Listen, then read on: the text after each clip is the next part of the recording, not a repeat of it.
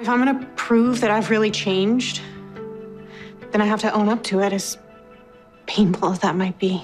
Don't Call Me Killer Frost has surrendered herself. She's been handcuffed. A trial is coming up. Danielle, how's that trial going to go? Is it pretty bad? I'm really glad that they're telling this storyline. I think it's important that Frost is held accountable for the things she did. And I know she's tried to do a lot of good things to outweigh the bad things that she's done, but I loved reading the script and I loved bringing it to life. How invested is Caitlin going to be in helping her sister of sorts get out of this? Yeah, she's incredibly invested. And I think it's a nice sort of turn of events for the two of them, because certainly over the last couple of seasons, we've seen Frost at times be a little bit more irrational and sort of act without thinking. Fine, I broke your stupid, precious matrix. Oh. Why?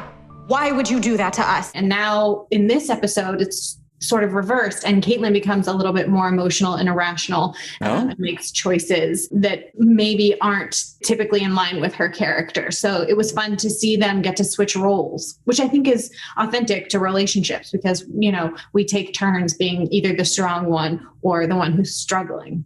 Now, once the trial actually gets underway, can't we just trot out a bunch of character witnesses and be done with it? Get some people to vouch for Frost? I think that some people will vouch for Frost, but I don't know that that's how the law works. And we also have this new character of Kramer, who has a lot of power as well. And so I don't know that the story is going to have the happy ending that some people would like. Now, this Kristen Kramer from the governor's whatchamacallit commission, I mean, she seems a little bit extra ruthless. Could there be some sort of agenda going on there? She's really fierce. I love Carmen. I get to work with her in episode 8, and I think she brings a really great addition to the show. I think her agenda is pretty clear. I don't think she likes Frost. I don't think she likes metahumans. Now, before all this nasty business with the handcuffing came up, we saw Frost have a little bit of a spark there, a little bit of heat there with Chillblaine. Take a picture, why don't you?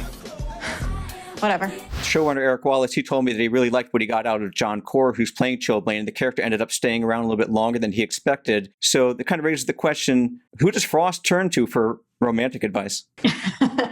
What's really fun about Frost over the years as well is she can be very childlike, because she's experiencing all these things for the first time. What if, when she and I split, I got swimming and now she needs floaties?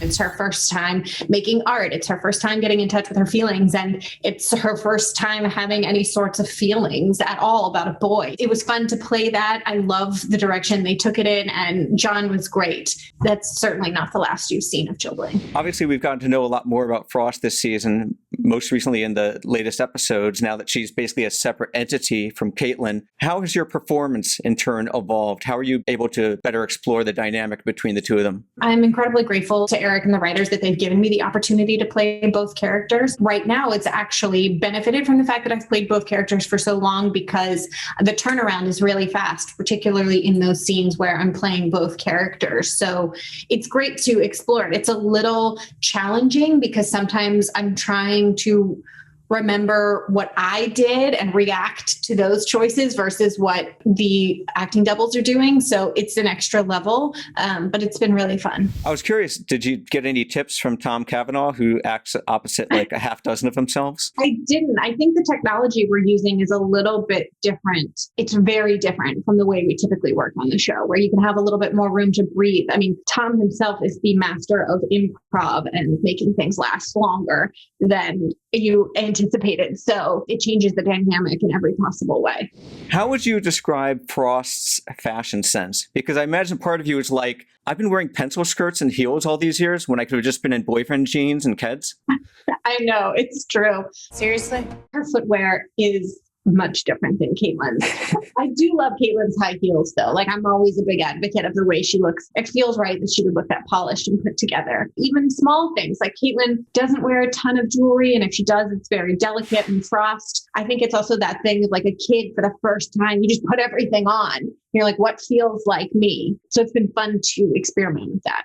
What's coming up with the Forces storyline? Because that kind of like snuck up on us, you know, with the Strength Force and the Sage Force and the Still Force. What's going on with that in the coming episodes? It's great. I love that they pull stuff from the comic book so often. And the Forces, I think, are really cool. It's a great storyline. The actors who played the Forces were a lot of fun. We got some really cool actors to come in. Obviously, it's always wonderful to have Michelle around. Well, speaking of the Speed Force, she seems a little bit clingy. like in a suspicious way. Have you been there the whole time? So I'm wondering if there's something going on there. She does, but I think it's a testament to Michelle as an actress that she's been able to play so many different characters. And I'm excited for fans to see how this one ends up. And then lastly, before we go, did you direct one that's still coming up? I did. I directed episode 14, which I just turned my cut in last week. What can we expect from that one? I'm really proud of that episode. I'm so glad I got to do it. It's a big one for Kayla, which I think is long overdue. And to be able to tell that story with her and support her and empower her was a gift.